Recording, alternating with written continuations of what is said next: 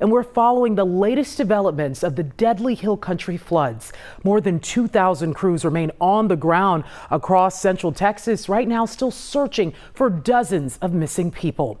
The death toll continues to rise as communities face the devastating aftermath. So far, across the region, 121 lives have been lost from the flooding, and in Kerr County alone, officials report 96 are dead and 161 are still missing.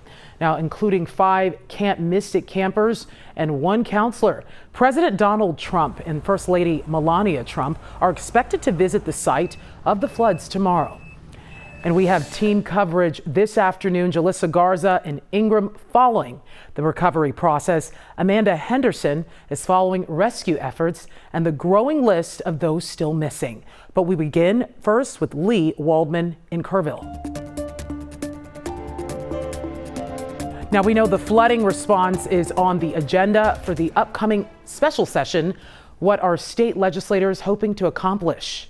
Yugokji, it's good to be with you. So Greg Abbott, the governor here, mentioned this special session when he visited some of the disaster-stricken area in Hunt, Texas, right where that girls' camp is located. And he said flooding would be the priority. He said on the agenda, there is going to be discussions over improving the early warning system, something we know has been criticized in the wake of this flooding. Kerrville doesn't have an early warning system, no siren system installed here, but down the road in Comfort, Texas, they do have a siren system installed that will warn residents if water is coming. There was no fatalities in that community. There's also discussions about making sure that flood assistance is available to families, individuals, and communities like Kerrville, like Hunt, Texas, that have been affected so much.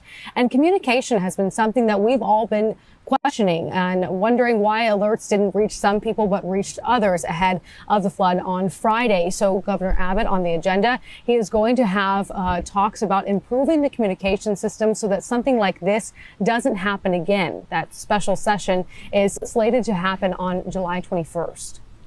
Lee, something to watch there for sure. And there's also been talk that the rollout of federal aid was slow. Can you walk us through what happened? Absolutely. So CNN has previously reported that the Homeland Security Secretary, Kristi Noem, who oversees FEMA as part of her department, put in a rule to cut spending. Every contract and grant over $100,000 will require her personal signature. So typically in disasters, FEMA will move their urban search and rescue crews and pre-position them into place so that they can have an expedited response in light of disasters. That didn't happen in this case, according to multiple sources with knowledge of the deployments. They were delayed in deploying those resources until Monday, 72 hours after the flooding, because they were waiting on Secretary Noem's signature. Well, hopefully we can answer what happened there. Thanks so much, Lee. And this morning, officials giving us another update on how the search process is going. Amanda Henderson is live for us with the very latest on this. Amanda, you've just returned from the Hill Country. You know, Gochi, I can tell you the images of what you see in video, photos, it does not do the amount of damage justice. This is an area I know very well, and it's hard to see it just completely torn apart and knowing the devastation that happened. There's cars flipped sideways, stacked upon each other, going halfway up trees, close to 100 feet tall by my estimation.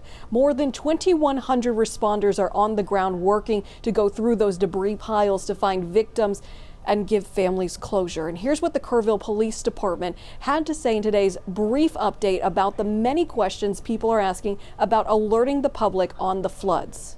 Our city of Kerrville and Kerr County leadership are committed to a transparent and full review of processes and protocols.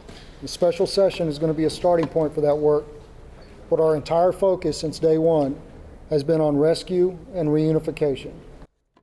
And this morning, we are learning a number of updates on those who are still missing. I just heard this morning from the family of Camp Mystic. It's hard to look at the faces, guys. I'm not going to lie, but this is Camp Mystic camper Kellyanne Lytle. They say she's among the 5 campers still missing. Just heartbreaking to also see the family of Jack and James Burgess from Liberty County. These 2 precious children also still missing, according to family. Their parents both dying in the floods. Of course, we're going to have so much more on every single person that you see here with ties to the Houston area this afternoon. But for now, I'm going to send it back to you, Gochi.